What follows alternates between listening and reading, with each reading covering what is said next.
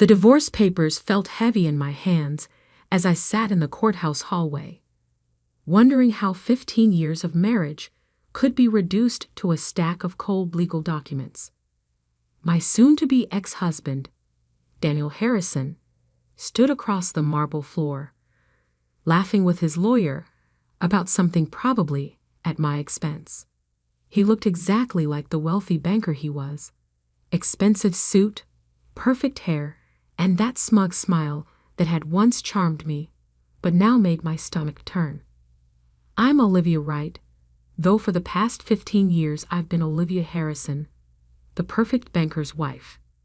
I gave up my own career in finance to support his, hosted the right parties, joined the right clubs, and smiled at all the right moments.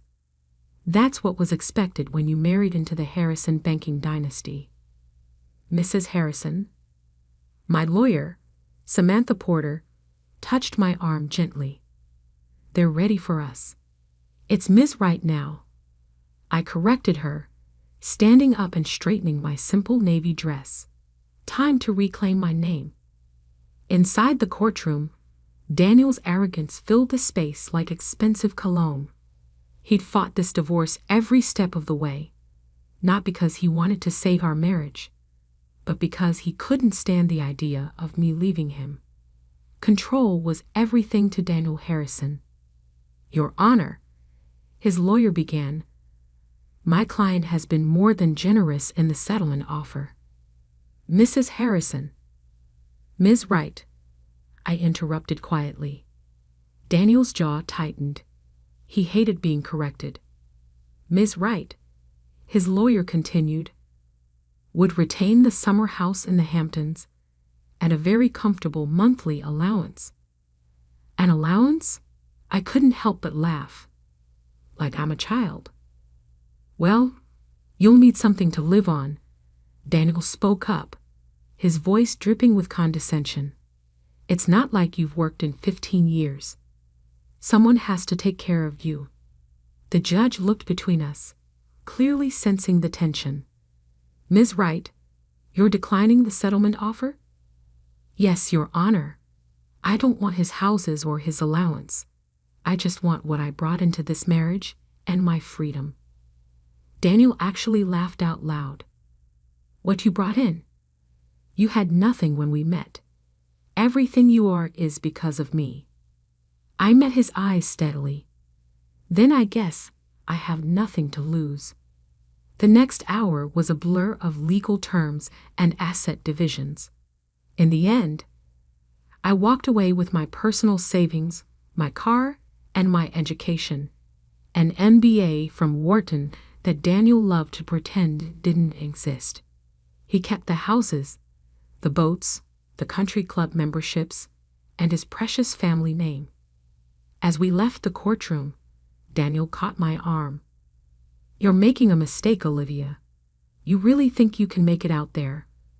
The world's changed since you played at being a banker. I pulled my arm away. I guess we'll find out. Good luck surviving without my money, he called after me, loud enough for everyone to hear. You'll be back within a year, begging for that allowance. I didn't turn around. I didn't give him the satisfaction of a response. Instead, I walked straight out of that courthouse into the bright spring morning, got into my car, a modest Audi I'd bought with my own savings, and drove to the small apartment I'd rented in the unfashionable part of town. The apartment was a far cry from his mansion in Greenwich. 1 bedroom, basic furniture, and a view of the neighboring building's brick wall. But it was mine, and for the first time in 15 years, I could breathe. I opened my laptop and pulled up an email I'd received 2 weeks ago, one I hadn't dared respond to while the divorce was pending. It was from Janet Monroe, my old mentor from my banking days. Olivia, heard about the divorce. Time to get back in the game. The industry needs sharp minds who understand both sides of the desk. Let's talk when you're ready. The door's always open. Janet had gone on to become CEO of Atlantic Regional Bank, a smaller but rapidly growing institution that was giving the bigger banks, including Harrison Financial, some serious competition. She'd offered me a job right before I married Daniel, but I turned it down. He'd insisted that no wife of his would work in banking. It would look desperate, he'd said. I started typing my response, then stopped. Picked up my phone instead. Janet, it's Olivia Wright. Are you free for coffee tomorrow? Her laugh was warm and familiar. Finally ditched the deadweight? Meet me at Lorenzo's, 9 a.m. And Olivia? Bring your A game. Things are about to get interesting. That night, I dug through boxes until I found what I was looking for. My old banking certification files, financial analysis portfolios, and most importantly, a thumb drive containing research I'd done years ago on emerging market risk assessment. Daniel had laughed at my little project back then. He wouldn't be laughing soon. My phone buzzed with a text from my sister Kate. Saw the divorce announcement in the society pages. Daniel's people made it sound like you had a mental breakdown. You okay? I smiled, thinking about Janet's email and the plans already forming in my mind. Better than okay, I replied. I'm free. Another text came through, this one from Daniel. The country club called about your membership. Told them you wouldn't be needing it anymore. Enjoy the public parks. I deleted it without responding and went back to updating my resume. Let him think he'd won. Let him believe I was finished. Because while Daniel Harrison was busy playing king of his little banking empire, I was about to remind everyone who I was before I became his wife. And this time, I wouldn't be playing by his rules. I stayed up late into the night, reviewing banking regulations that had changed during my retirement, studying market trends, and drafting proposals based on my old research.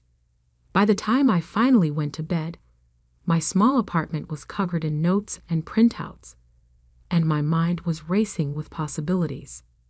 Tomorrow, I would meet Janet and take the first step toward reclaiming not just my career, but my identity. Daniel thought he'd kept me in a gilded cage for 15 years, but he'd forgotten something crucial. Caged birds don't forget how to fly. They just wait for the right moment to spread their wings. And my moment was about to begin. Lorenzo's coffee shop looked exactly as I remembered it from my banking days. Worn leather chairs, brass fixtures, and the kind of quiet sophistication that old money tries so hard to imitate. Janet Monroe sat in her usual corner booth, reading the Wall Street Journal with a half-empty espresso in front of her. She looked up as I approached, her sharp eyes taking in everything: my simple but elegant outfit, my straight posture, my lack of the designer accessories I'd worn as Mrs. Harrison. You look better, she said simply. Marriage never suited you, Olivia. Banking did. I slid into the booth. I'm ready to prove that. Janet folded her newspaper carefully. Are you? Because the position I'm thinking of isn't entry level. It's not even middle management. I need someone to head up our entire risk assessment division. I felt my heart skip, but kept my face neutral. That's a big job. Huge, she agreed. The kind of position Daniel Harrison would kill to influence. We're expanding aggressively, moving into territories his bank considers their divine right to control. She paused, studying me. Of course, having his ex-wife in charge of approving multi-million-dollar loans might create some interesting situations. I met her gaze steadily. I know every trick in his playbook, Janet. Every shortcut, every handshake deal, every way he bends the rules without quite breaking them. Exactly why I want you. She pulled out a folder.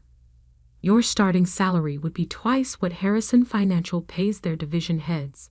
Full benefits, stock options, and complete autonomy in building your team. I opened the folder, scanned the terms. The numbers made me blink. One condition, Janet added. You start Monday. We have major deals pending, and I need someone who can hit the ground running. I'll need to review the current regulatory framework, update my certifications. Already arranged. Your credentials are still valid, and I've got you registered for the updated certification exams next month. She smiled. I've been planning this since I heard about your divorce filing 6 months ago. I felt a laugh bubble up. You always were 3 steps ahead. I learned that from you, actually. Remember the Miller account? I did. It was the last major deal I'd worked on before meeting Daniel. Everyone said it was too risky. But I'd seen something others missed. The loan saved the company and made the bank millions. Speaking of the Miller account, Janet continued casually. Guess who's been sniffing around for a major loan? Harrison Financial. I froze. Daniel's bank needs a loan. They're over-leveraged on some aggressive expansions. Need to shore up their capital reserves before the Fed's next audit. They've been shopping around quietly, but word gets out. She sipped her espresso. The application will probably cross your desk sometime next quarter. The implications hit me like a wave. Daniel's bank, having to come to us for help? To me for approval? You planned this whole thing, I said slowly. Janet's smile was razor sharp. I planned to hire the best risk assessment officer in the business. The fact that it might make your ex-husband squirm? That's just a bonus. I signed the contract right there at the coffee shop. The next few weeks passed in a blur of activity. My small apartment became command central as I rebuilt my professional life. The walls were covered in market analysis printouts, regulatory updates, and competitor profiles. I worked 18-hour days, refreshing knowledge that had lain dormant but never disappeared. My team came together quickly, sharp young analysts who cared more about competence than connections. I poached a few from the big banks, including Harrison Financial, not because of spite, but because I knew talent when I saw it. Word spread fast in banking circles. The ex-Mrs. Harrison wasn't just working again. She was becoming a force to be reckoned with. Atlantic Regional's approval rates were impeccable, our risk assessments thorough and innovative. My old research on emerging markets proved revolutionary when combined with current data analytics. Then came the morning I'd been anticipating. Maria, my assistant, placed a thick folder on my desk. Loan application from Harrison Financial, she said quietly. They're requesting an urgent review. I opened the file and felt a grim satisfaction. The numbers confirmed what Janet had hinted at. Daniel's bank had overextended, making risky bets that looked good on quarterly reports but created dangerous exposure. Now they needed a lifeline, and we were one of the few banks strong enough to provide it. My phone buzzed. A text from Kate. Just ran into Daniel at Le Bernardin. He looked stressed. Something about federal audits? I smiled and typed back. How interesting. By the way, having a little party next week. Professional celebration. Want to come? Wouldn't miss it. Upper East Side crowd still thinks you're living on ramen noodles. Can't wait to see their faces. I was reviewing the loan documents when Jan appeared in my doorway. They're getting desperate, she said. Their CFO called twice this morning. Let them sweat, I replied, not looking up from the papers. Their quarterly filing is due in 3 weeks. That's when things get really interesting. You found something in their application. I pointed to a series of numbers. They've been playing shell games with their asset valuations. Legal, technically, but very aggressive. The kind of thing that makes federal regulators nervous. Janet whistled softly. And with the new banking regulations, exactly. They either get this loan to shore up their positions, or they face some very uncomfortable questions from the Fed. What are you thinking? I closed the file carefully. I'm thinking it's time to schedule an in-person meeting. Applicants of this size deserve personal attention. Janet's smile was predatory. Want me to make the call? No, I said, picking up my phone. This one, I want to handle myself. I dialed Harrison Financial's main number, which I still knew by heart. Risk Assessment Division, please. Yes, I'll hold. This is Olivia Wright, Head of Risk Assessment at Atlantic Regional. We've reviewed your loan application and need to schedule an in-person meeting with your executive team. Yes, it's urgent. Tomorrow at 2 p.m. works perfectly. And please make sure Mr. Harrison attends. As CEO, we'll need his personal guarantees. I hung up and caught Janet watching me with admiration. You've been waiting for this, haven't you? 2 years, I admitted. Ever since he laughed in that courtroom. She nodded. Just remember, this isn't about revenge. No, I agreed, standing to gather my files. It's about justice. And proper risk assessment, of course. That evening, I stayed late at the office, preparing for tomorrow's meeting. I had my team pull every piece of data on Harrison Financial's operations, every market analysis, every potential weakness. My phone buzzed again. Another text from Daniel. Heard you're playing banker again. Cute. Try not to embarrass yourself tomorrow. I didn't respond. Instead, I pulled up the latest Federal Reserve guidelines on banking capitalization requirements and smiled. Tomorrow would be interesting indeed. Because while Daniel had spent 2 years believing I was finished, I'd spent that time becoming exactly what he feared most. A woman who understood not just banking, but power. And tomorrow, he would walk into my office and finally understand what that meant. At precisely 1:45 p.m., Maria's voice came through the intercom. Harrison Financial's executive team has arrived. They're in the main conference room. I took one last look in my office bathroom mirror, adjusting my crimson channel blazer, the first luxury purchase I'd made with my own money since the divorce. My reflection showed exactly what I wanted it to: power, confidence, and not a trace of the demure banker's wife I used to be. Tell them I'll be there in 10 minutes, I replied, gathering my files. Let them wait. Daniel Harrison had kept me waiting for 15 years. Through the glass walls, I could see them getting nervous. Daniel paced the conference room, checking his watch every 30 seconds. His CFO, Maxwell Peters, kept adjusting his tie. 3 other executives I didn't recognize sat stiffly in their chairs, probably wondering why they'd been summoned to a smaller bank for what should have been a routine loan approval. At exactly 1:55 p.m., I walked in. Daniel's face went through a fascinating series of expressions: shock, anger, disbelief, and finally, a poorly concealed attempt at condescension. Olivia, he managed, trying to sound amused. This is unexpected. Ms. Wright, I corrected him smoothly, taking my seat at the head of the table. Shall we begin? Maxwell Peters cleared his throat. Perhaps we should wait for the department head.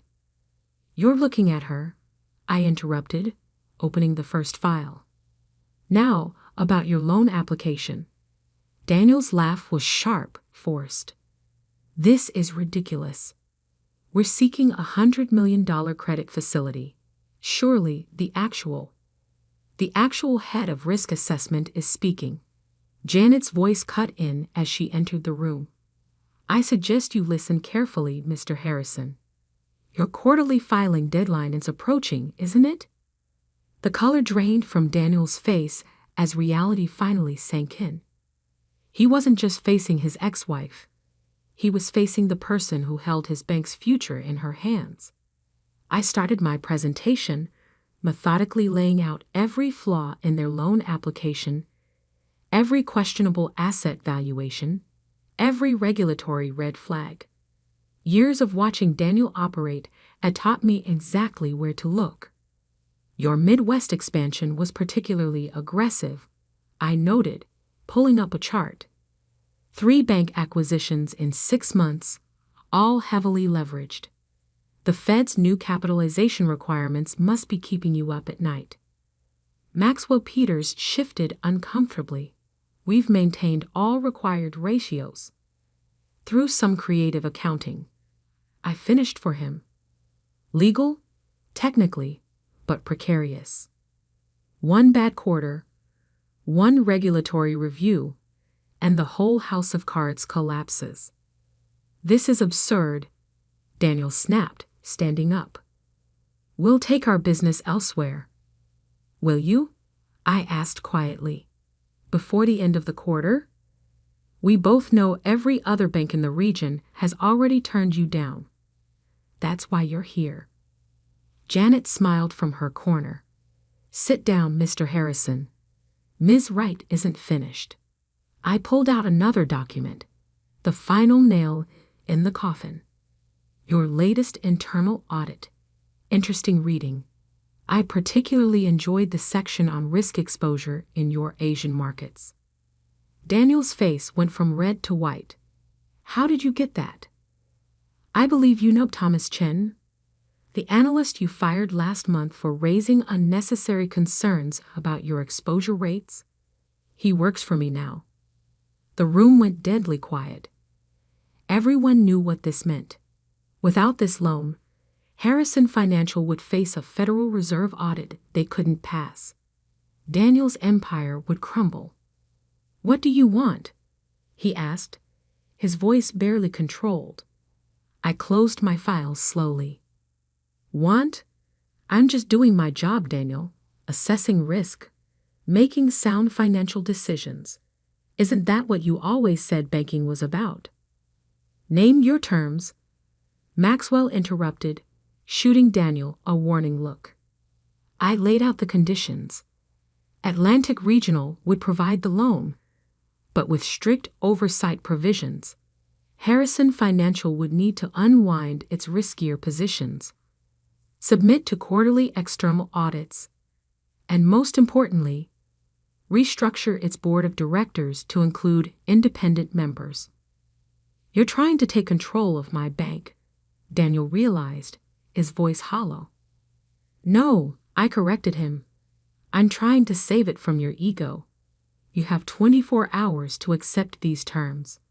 After that, I'm obligated to share my concerns with the Federal Reserve. The next hour was a blur of technical discussions, terms, conditions. Daniel sat in silence, watching his authority slip away with each passing minute. By the time the meeting ended, Maxwell Peters and the other executives were treating me with a deference that would have been unimaginable 2 years ago. As they filed out, Daniel lingered. You planned this, he said quietly. All of it. No, Daniel, you did this to yourself. I just happened to be in the right position to catch you. He stepped closer, lowering his voice. I made you who you are. That's where you're wrong, I replied, gathering my papers. I was always this person. You just never bothered to notice. After they left, Janet appeared in my office with 2 glasses of champagne. That, she said, was masterful. I took a glass, watching through the window as Daniel's team hurried to their waiting cars. It's not over yet. No, she agreed. But phase 1 is complete. Ready for what comes next? I smiled, thinking of the changes coming to Harrison Financial, the opportunities opening up in the industry, the looks on all those society faces when they realized who I'd become. Absolutely. The next few months transformed everything. Harrison Financial accepted our terms. They had no choice. The story sent shockwaves through the banking industry. The ex-wife, who went from trophy to kingmaker in 2 years, became legend in financial circles.